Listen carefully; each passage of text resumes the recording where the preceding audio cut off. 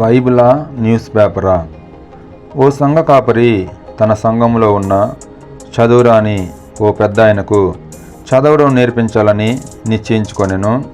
ఆ వయసులో అతనికి చదవడం నేర్పించడం కష్టమైన పని అయినప్పటికీ బైబిల్ చదవడం ద్వారా ఆ పెద్ద ఆయన ఆత్మీయత అభివృద్ధి చెందుతుందని మరియు తన ఇంటి వారికి క్రమము తప్పకుండా బైబిల్ చదివి వినిపిస్తే ఆ ఇంటి వారును ఆత్మీయంగా బాగుపడతారని ఉద్దేశించి ప్రతిరోజు క్రమం తప్పకుండా ఆ పెద్ద ఆయనకు కాపరి గారు చదవడం నేర్పించారు. ఆ పెద్ద ఆయన కూడా ఎంతో శ్రద్ధతో నేర్చుకోసాగాను. అంతేకాకుండా బైబిలు గ్రంథమందలి ఒక్కొక్క అధ్యాయం చక్కగా చదవడం మొదలుపెట్టెను. ఇది గమనించిన పాస్టర్ గారు, అయ్యా, ఇక మీరు ఇంటికి వెళ్ళి ప్రతిరోజు క్రమం తప్పకుండా బైబిల్ చదవండి. మీ ఇంటి వారికి చుట్టూ ఉన్నవారికి బైబిల్ చదివి వారికి జీవవాక్కును వినిపించండి అని సలహా ఇచ్చి పంపివేశను. కొంతకాలమైన తర్వాత ఆ పెద్దాయన గారి భార్య దారిలో పాస్టర్ గారికి ఎదురుపడినప్పుడు, అమ్మ, మీ ఆయన బైబిల్ చక్కగా చదువుతున్నాడా? మీరంతా కలిసి వింటున్నారా అని ఎంతో ఉల్లాసంతో అడిగిరి. అందుకామె, అయ్యా, మీరెంతో కష్టపడి చదవాలని మా ఆయనకు చదవడం నేర్పించారు కదా, ఇప్పుడు కానీ బైబిల్ కాదు, న్యూస్ పేపర్.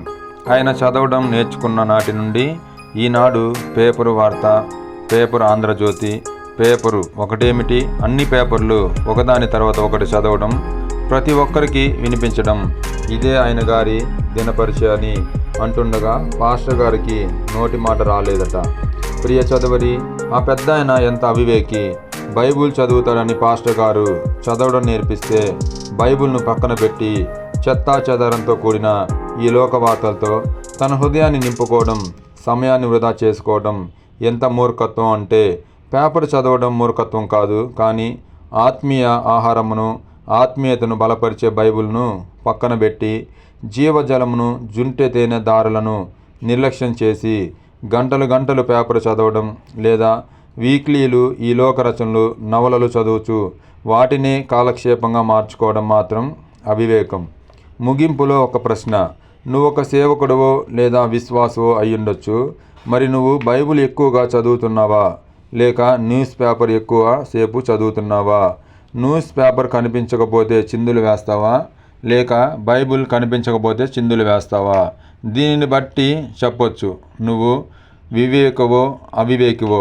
ఇంతకీ నువ్వెవరివో ఒకసారి తెలుసుకోమని మనవి. ఇలాంటి వీడియోలు మరెన్నో మీకు కావాలనుకుంటే మన ఛానల్ను సబ్స్క్రైబ్ చేసుకోండి. ఈ వీడియో కనుక మీకు నచ్చినట్లయితే లైక్ చేయండి, షేర్ చేయండి, మంచి కామెంట్ పెట్టండి. ఆమెన్.